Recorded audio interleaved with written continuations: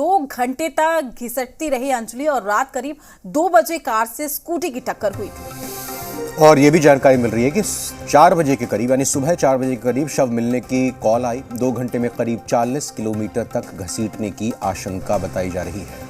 तो दिल्ली दरिंदगी केस में सहेली निधि का बयान भी सामने आ गया है। सामने से हुई थी कार और स्कूटी की टक्कर, ये कहा जा रहा है। कार के नीचे अंजलि फंस गई थी और कार सवार अंजलि को घसीटते रहे थे। ये भी अब जानकारी धीरे धीरे आ रही है, क्योंकि न सिर्फ सीसीटीवी फुटेज ये तमाम चीज़ों को एस्टेब्लिश कर रहे हैं, बल्कि दूसरी ओर जो बात कल ही निकल कर सामने आई कि अंजलि भी उनके साथ थी, यानी यूँ कहें कि अंजलि की दोस्त भी उसके साथ निधि थी।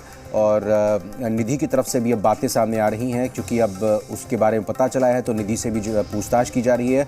ये निधि ने ही जानकारी दी कि आमने सामने की टक्कर थी और उसी में नीचे उलझ गई थी उसकी फ्रेंड अंजलि, और लगातार कई किलोमीटर तक फिर अंजलि। ये बहुत ही कम निवेश पर पैकर्स एंड मूवर्स बिजनेस शुरू करके महीने का 5 लाख कमाते हैं। इनसे सीखना है तो फ्रीडम ऐप को अभी डाउनलोड कीजिए। को घसीटते हुए ये गाड़ी चलती गई।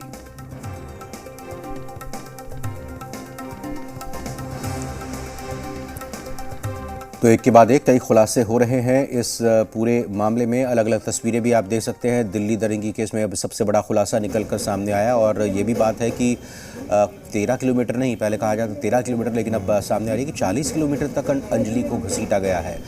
दिल्ली पुलिस क्या इंसाफ दिला पाएगी, क्योंकि अगर 40 किलोमीटर दिल्ली की सड़कों पर उनको यूं ही घसीटते चले गए और पता नहीं चला, तो अब क्या वाकई में ये दिल्ली पुलिस पर सवाल है कि वो दावा करते हैं कि वो पेट्रोलिंग करते हैं, लगातार नाकेबंदी उनकी रहती है और रात के वक्त में वो देखते हैं कि कहीं किस तरह की कोई घटना तो नहीं घट रही। अब किस रूप में दिल्ली पुलिस इस केस को आगे लेकर जाएगी, एक बड़ा सवाल है।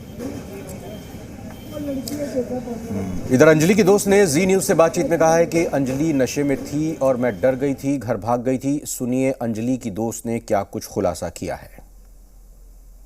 सुल्तानपुरी सड़क हादसे में टर्निंग पॉइंट उस वक्त आया जब पीड़ित लड़की की दोस्त सामने आई और उसका बयान दर्ज किया गया है, और ये इस केस की चश्मदीद गवाह है, और इसी के आधार पर आरोपियों को कड़ी से कड़ी सजा दिलवाई जाएगी। हमारे साथ बात करने के लिए अंजलि की दोस्त निधि है।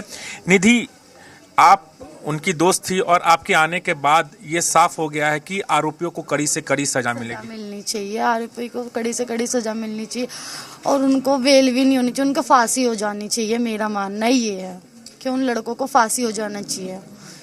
आपकी गवाही के बाद आपके दोस्त को इंसाफ मिलेगा, क्योंकि जिस तरीके नहीं मिलेगा उसको, उन लड़कों को फांसी दे देनी चाहिए, क्योंकि ऐसे लड़कों का जीने का कोई हक नहीं है दुनिया में। जो उनको पता था कि लड़की नीचे है और फिर भी वो गाड़ी घसीटते हुए लेके गए, ये गलत है। कि हमें पता है और उस चीज को हम नजरअंदाज कर रहे हैं, ठीक है, क्योंकि आपकी गवाही तो बहुत इंपॉर्टेंट हो जाती है इस केस में। हाँ जी, तो इसलिए तो मैं कह रही हूँ लड़कों को तो बेल क्या छोड़ने का मौका ही नहीं मिलना चाहिए, उनको तो फांसी होनी चाहिए। जैसे उनको सब पता था लड़की नीचे है, ये है वो है, तो भी उन्होंने जानबूझकर वो लेके गए स्पीड से। ऐसे लड़कों का जीने का हक ही नहीं जो लड़कियों की कुछ समझे ही ना लड़कियों को, ठीक है। बस निधि, हमारा एक सवाल है, पूरा देश जानना चाहता है कि 31 की नाइट आप थे और उस घटनाक्रम को आप थोड़ा ब्रीफ में बताइए कि क्या घटनाक्रम हुआ था जब आप होटल से निकले, उसके बाद क्या हुआ।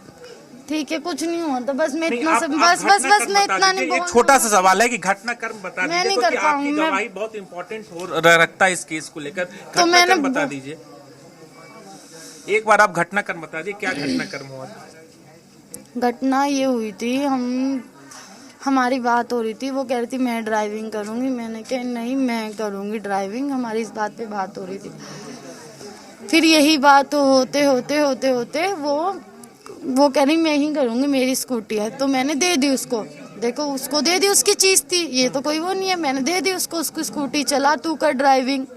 वो ड्राइविंग करने लग गई। ड्राइविंग करते करते आगे से गाड़ी आई और हम भी ऐसे जा रहे थे, तो एकदम टक्कर हुई, वो गाड़ी के नीचे घुस गई, मैं अपनी स्कूटी के मतलब बगल में गिर गई, मैं बच गई। और वो सही थी, मतलब वो चिल्ला रही थी गाड़ी के नीचे से, पर उसकी उन्होंने नहीं सुनी और गाड़ी में कोई गाने कोई सॉन्ग कुछ नहीं हाँ, बज मेरा रहा। सवाल लग रहा था कि गाड़ी में कोई म्यूजिक बचा, तो लड़कों ने बयान दिया कि म्यूजिक चल रहा नहीं, था। कोई म्यूजिक नहीं था बस। तो एक और सवाल लास्ट है कि आप वहां से गई, प्लीज, आप वहां से चली गई थी, क्या हुआ था फिर? बोल दो। आपको डर लग रहा हाँ, था? मैं बहुत डर गई थी, इसलिए मैं वहां से चली गई थी। तो ये निधि हैं जिनका कहना था घटना के बाद ये डर गई थी, जिसके बाद ये यहाँ से चली गई और अब उनको लगा कि मीडिया के सामने आना चाहिए। जब पुलिस ने पूरे मामले की मैपिंग की और उसके बाद लड़की के बारे में पता चला तो ये मीडिया के सामने आए और अपनी आपबीती रख रही हैं। राजू राज, जी मीडिया, दिल्ली।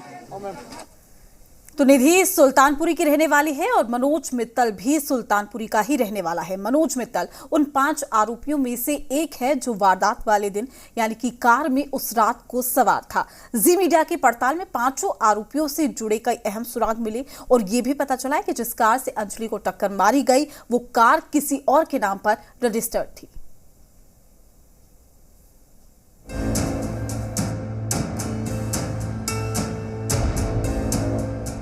दिल्ली के कंझावला इलाके में जिस कार से अंजलि की स्कूटी को टक्कर मारी गई वो कार किसके नाम पर है, इसे बताने से पहले इन 5 आरोपियों के बारे में जानना जरूरी है।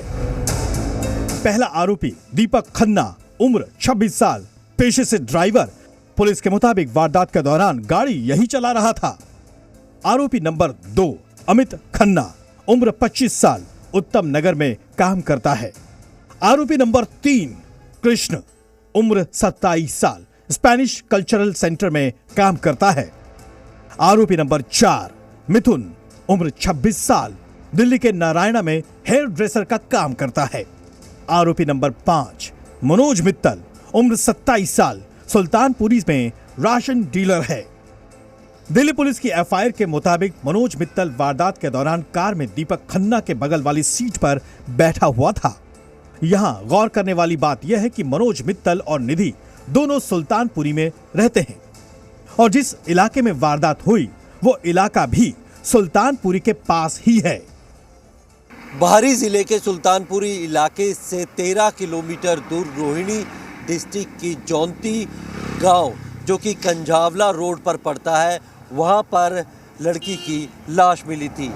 ये सड़क जो आप देख रहे हैं यहाँ पर ही लड़की की लाश नग्न अवस्था में पड़ी हुई थी और 13 किलोमीटर तक गाड़ी चलाते हुए लड़की की लाश को घसीटते हुए आरोपियों ने जब यहाँ से यू टर्न लिया तो उस दौरान जो बगल की सीट पे बैठा हुआ मिथुन था उसको लड़की का हाथ नज़र आया था, जिसके बाद उन्होंने गाड़ी रोकी लेकिन देखा कि लड़की की लाश नग्न अवस्था में यहीं पे पड़ी हुई है।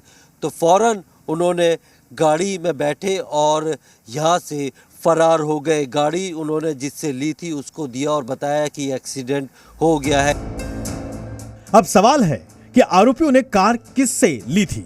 दिल्ली पुलिस की एफआईआर के मुताबिक यह कार लोकेश नाम के व्यक्ति के नाम पर रजिस्टर्ड थी। पुलिस जब लोकेश के पास पहुंची तो उन्होंने बताया कि कार उनके जीजा आशुतोष के पास है। उसके बाद पुलिस आशुतोष के पास पहुंची। उन्होंने बताया कि 31 दिसंबर की शाम को करीब 7 बजे दीपक खन्ना और अमित खन्ना नाम के 2 आरोपियों ने उनसे कार मांगी और अगली सुबह 5 बजे कार खड़ी कर सभी आरोपी अपने अपने घर चले गए। उसके बाद पुलिस आरोपियों के पास पहुंची। आरोपियों ने बताया कि वारदात के दौरान उन्होंने ड्रिंक कर रखी थी। प्रमोद शर्मा, जी मीडिया, दिल्ली। ये बहुत ही कम निवेश पर पैकर्स एंड मूवर्स बिजनेस शुरू करके महीने का 5 लाख कमाते हैं। इनसे सीखना है तो फ्रीडम ऐप को अभी डाउनलोड कीजिए।